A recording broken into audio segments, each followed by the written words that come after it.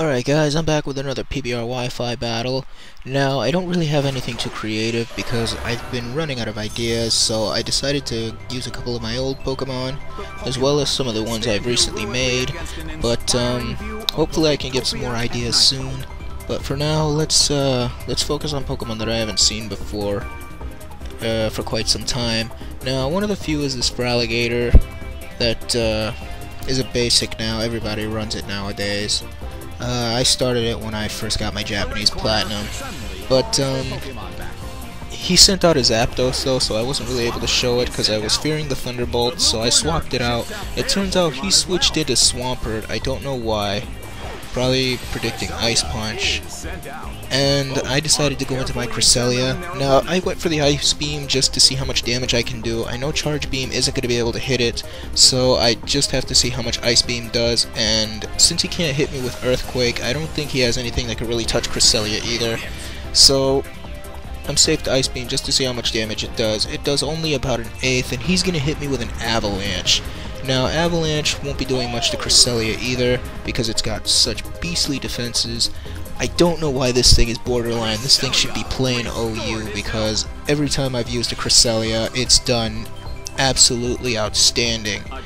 And it's faced even Ubers and managed to survive, so I don't know why this thing is OU. I mean, BL, it's gotta be at least OU. But I'm gonna swap out here since Cresselia isn't doing anything and I can't boost up because of Charge Beam not being able to hit Swampert. And I'm gonna have to go back into my Feraligatr. I know Swampert's most likely going for Avalanche again, so I'm safe to switch in. He can't go for the EQ because of Levitate, so Feraligatr can get in safely, and I can at least try to set up. So he goes for the Avalanche, and he gets a crit, which still doesn't do much to Feraligatr. Now, I'm going to set up a Swords Dance here. I know he's going to EQ, but unless he gets a critical hit, the EQ is not going to be able to kill me.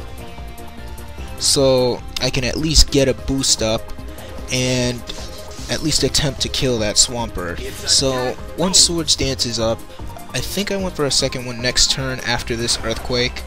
Or does this Earthquake do too much damage? Yeah, this Earthquake does too much damage, so I wasn't able to.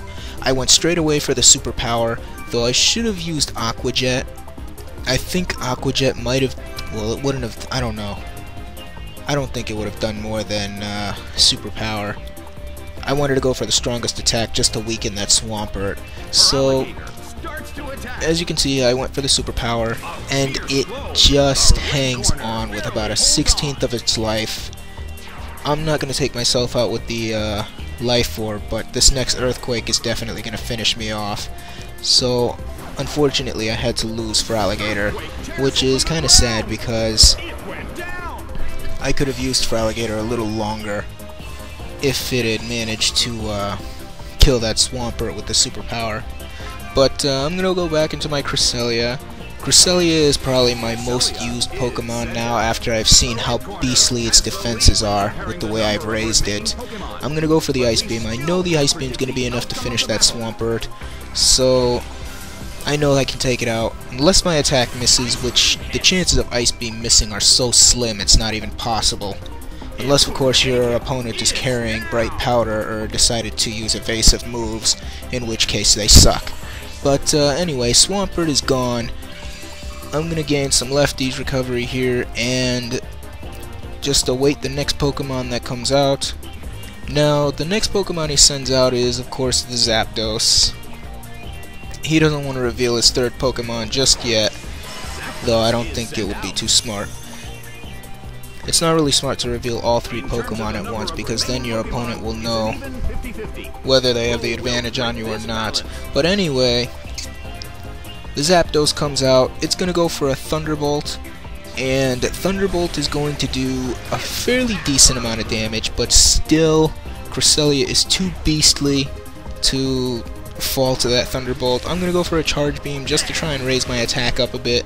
As you can see, Charge Beam doesn't do squat, but the special attack raise is definitely worth it. If in 5th generation it was able to gain Nitro... was it Nitro Charge or Nitro Boost? I don't remember. But if it managed to get that, Cresselia could probably become one of the strongest sweepers in the game.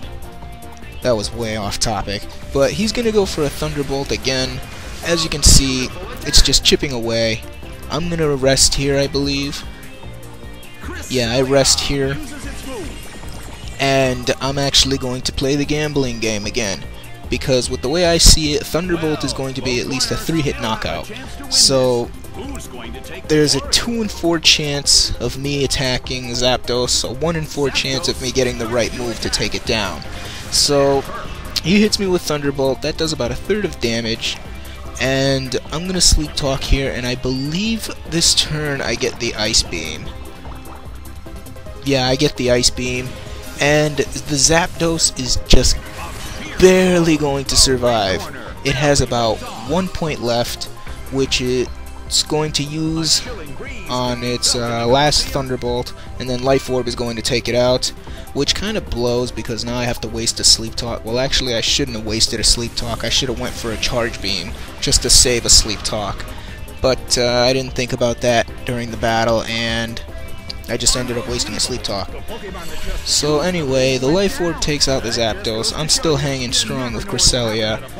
My Sleep Talk goes off, which I should not have done once again, and I ended up getting the Ice Beam, which was unbelievable because I could have used that Ice Beam if I'd saved that Sleep Talk, though I don't think it would have mattered. Sleep Talk would have probably picked another random move.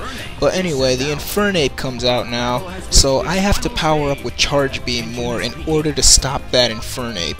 But I don't want to take any chances of Infernape doing massive damage, so I'm going to rest next turn just to gain my health back. He's going to go for Flare Blitz, and that does nothing. A stab Flare Blitz does nothing to my Cresselia.